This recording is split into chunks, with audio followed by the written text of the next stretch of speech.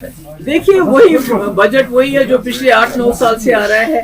Taxes बढ़ गए हैं, जो वेलफेयर स्कीम्स हैं जिसपे पैसा खर्च होना चाहिए था, सब्सिडीज पे जो पैसा खर्च होना था वो उस पे पैसा खर्च नहीं हो रहा है। जो इनके कुछ क्रोनी कैपिटलिस्ट हैं, जो बड़े बड़े बिजनेसमैन हैं, उनके लिए सारा टैक्स जमा किया जा रहा है। आवाम को फायदा देने के बजाय जो वेलफेयर स्कीम्स हैं उनको खत्म किया जा रहा है, सब्सिडीज को खत्म किया जा रहा है। इस वक्त ये 8वां या 9वां बजट है इनका, और हिंदुस्तान की हालत ऐसी हो गई है कि जो लोग गरीबी की रेखा से ऊपर आ गए थे वो फिर नीचे चले गए हैं। आप 80 करोड़ लोगों को मुफ्त राशन देते हो, वो भी कम कर दिया, वो आप 4 किलो दे रहे हो। यानी आपने रोजगार का वादा किया था 2 करोड़, वो तो नहीं दे रहे हो, पर लोगों को नौकरियों से निकाल रहे हो।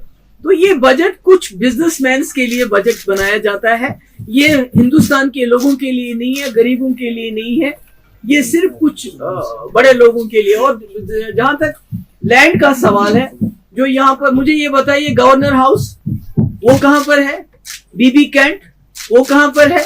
अगर ये कहते हैं कि हम बड़े लोगों से शुरू करें तो फिर गवर्नर हाउस से शुरू करें, बीबी कैंट से शुरू करें, ऐसा क्यों नहीं करते हैं? तो कोर्ट के इस ऑर्डर को कैसे देखते हैं आप? क्योंकि कोर्ट का भी इसमें ऑर्डर है कि स्टेट का ये अपना मसला है, वो खुद निपटे इससे। नंबर 1। नंबर 2 ये कि जम्मू में इस तरह की कार्रवाई नहीं देखी जा रही, जबकि more than 80% of land conquered and occupied by the state and the गाचराई लैंड। तो उसमें आप क्या कहेंगे? देखिए जम्मू के लोगों ने रिएक्ट किया, कल बटंडी में लोग निकले, पर यहाँ कश्मीर में लोग बाहर नहीं आ सकते हैं। और दूसरा मैं ये आपको बहुत ही कहना चाहती हूँ विद ग्रेट रिस्पॉन्सिबिलिटी, ये एक करप्शन का बहुत बड़ा हिस्सा है। अमीरों से पैसा लेना चाहते हैं और गरीबों से वोट लेना चाहते हैं, ताकि गरीब इतना मजबूर हो जाए, उसको बीजेपी ऑफिस में बुलाया जाता है, उसको बताया जाता है आपने बीजेपी को सपोर्ट करना है, और जो अमीर है उनके साथ अलग तरीके से उनको बताया जाता है आपको फलानी अफसर से मिलना है। ये भी करप्शन का एक बहुत बड़ा तरीका यहाँ इख्तियार किया गया है। पहले यहाँ नौकरियों में बहुत बड़े पैमाने पे करप्शन हो रही है, और आज जमीन को लेके ये अमीरों से पैसा लेना चाहते हैं और गरीबों को बीजेपी के साथ जोड़ना चाहते हैं। चाइना ने हमारे 20,000 स्क्वायर किलोमीटर जमीन हमारी उन्होंने हड़प ली, उनसे तो वो छुड़ा ले ना, पहले तो घास चराए चाइना से छुड़ा ले, उसके बाद यहाँ घास चराए तो गांव का अपना उनका हक होता है ये।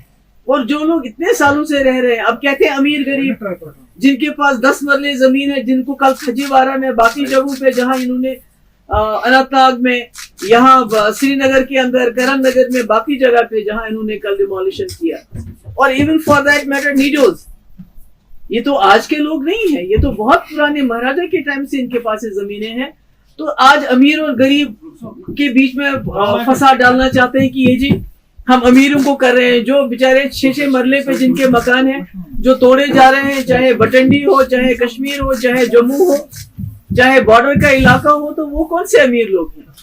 और ये अमीर गरीब का क्या है? पहले तो हिंदू मुसलमान को लड़ाया, उसके बाद गुजर पहाड़ी कर दिया, शिया सुन्नी कर दिया, अब अमीर गरीब के कह के लोगों को आपस में लड़ा रहे हैं। तो ये बहुत गलत है, और मेरी गुजारिश है लोगों से, आप देखिए लद्दाख में किस तरह लोग इकट्ठे हो गए, करगिल और लद्दाख के। जब तक जम्मू और कश्मीर के लोग इकट्ठे नहीं होंगे तो ये जो मुसीबतें हम पे आ रही हैं उसका आप मुकाबला नहीं कर सकते। इसलिए अपने हमसाया का तमाशा मत देखो, तमाशाई मत बनो, सामने आओ और सामने खुल के बात करो। आपने कहा एकजुट होके हमें बात करनी है, तो क्या पीडीपी सड़कों पे हमें उस गरीब आवाम के साथ दिखेगी? मेरी छोटी बहन, यहाँ तो सड़कों पे किसको आने देते हैं? यहाँ तो भारत जोड़ो यात्रा के लिए लोग हजारों की तादाद में उस यात्रा में हिस्सा लेना चाहते थे, उनको वहां तक नहीं पहुंचने दिया। यहाँ तो कश्मीर में तो बिल्कुल ही बात करने की मनाही है। कल तो बटंडी में लोग निकले, मगर कश्मीर में लोगों को बाहर निकलना ही उनके लिए मुश्किल है, उनको जेल में डाल दिया जाता है, उनको पीएसए लगाया जाता है। यहाँ तो ऐसी दहशत रखी है इन्होंने।